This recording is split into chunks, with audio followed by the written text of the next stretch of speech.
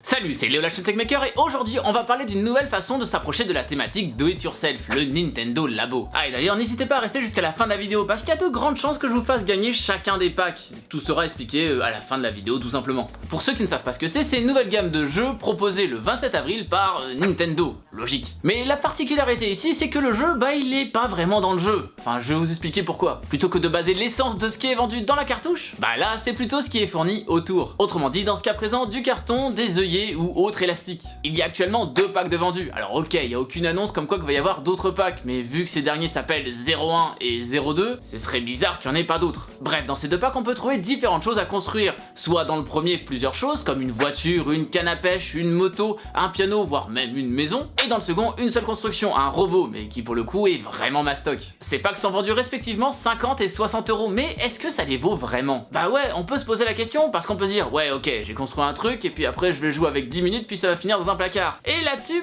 je vais pas forcément vous donner tort. Les jeux en soi sont très limités. Alors ok, c'est rigolo la première fois et c'est assez novateur, mais je me vois clairement pas passer des heures dessus. Non, là où réside tout l'intérêt est la construction, même une fois qu'on a fini de construire en fait. Pour les constructions des kits de base, ça prend déjà pas mal de temps. En fait, ça va vraiment dépendre des objets. Par exemple, j'ai monté le robot en live avec un ami, ça a pris environ 2h30. Mais par contre, pour la voiture télécommandée, on peut appeler ça comme ça, ça a pris 3 minutes parce qu'il y a beaucoup moins de choses à faire. D'ailleurs, le robot il peut faire un super sac à dos. Avec ça, tout le monde vous jalousera à l'école. Bon, sauf quand il pleut parce que c'est vrai que ça reste du carton. Mais alors, de quoi je veux parler quand je dis de continuer à construire une fois qu'on a fini de construire? Eh bien, c'est la partie Toy-Con Garage que je trouve la plus intéressante de toutes. Et pourtant, très peu de gens en parlent et je trouve ça vraiment dommage. Parce que oui, si on s'arrête à ce qu'il y a dans la boîte, effectivement, c'est très cher payé. Dans cette seconde partie, il y a déjà l'explication de comment marchent les kits de base. Et rien que ça, c'est ultra intéressant. Et je vais vous expliquer rapidement la notion de Serious Game. Très rapidement, un Serious Game, c'est un jeu qui se veut ludique, comme n'importe quel jeu vidéo, mais avec une notion pédagogique. Concrètement, apprendre en s'amusant en fait. Par exemple, Adi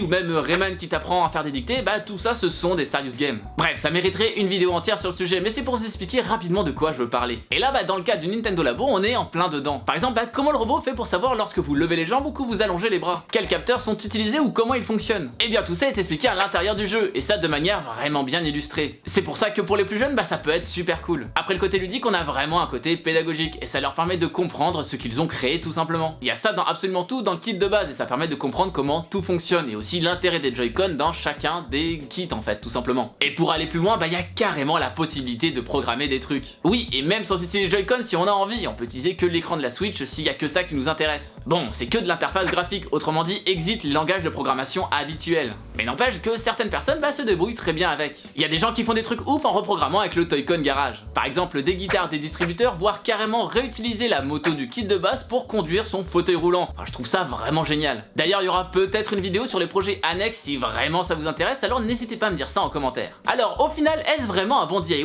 comme je l'ai écrit dans mon titre? Eh bien oui, mais alors pas pour tout le monde à mon avis. Je comprends un peu mieux la stratégie de Nintendo de vouloir axer le Nintendo Labo sur les plus jeunes, puisque ça leur permet de mettre un premier pas dans le monde de la programmation, et donc justement d'apprendre en s'amusant. Mais si vous avez quelques notions déjà, je suis pas sûr que vous allez trouver votre bonheur là-dedans malheureusement. Alors me faites pas dire ce que j'ai pas dit, parce que comme je l'expliquais plus tôt, il y a des projets ouf avec. Mais après, je pense que des adultes vont s'ennuyer plus vite là-dessus malheureusement. Et finalement, il y a peut-être de meilleurs moyens d'utiliser son temps et son argent pour expérimenter sa maîtrise de la programmation. Mais là, c'est que mon avis, et encore une fois, je trouve que ça reste un produit super intéressant et novateur. Par contre, pour la partie gameplay, effectivement, s'il y a que ça qui vous intéresse, je pense qu'il y a clairement mieux à acheter. Et donc en prenant tout ça en compte, finalement, je trouve que ce produit intéressera plus des parents et leurs enfants pour avoir une activité amusante et ludique. En tout cas, voilà ce que je pense du Nintendo Labo. Et vous, alors, au final, ce genre de serious game, vous trouvez ça intéressant? Eh bien, dites-moi tout ça en commentaire. Et comme d'habitude, il y a la petite fiche en haut à droite qui vous permet de voter et de connaître l'avis des autres. Je me trompe et c'est vraiment du grand public, c'est du serious game ou alors ça sert à rien, bref, votre avis m'intéresse. Ah oui, et je vous parlais du coup de gagner les 2 Nintendo Labo, donc du coup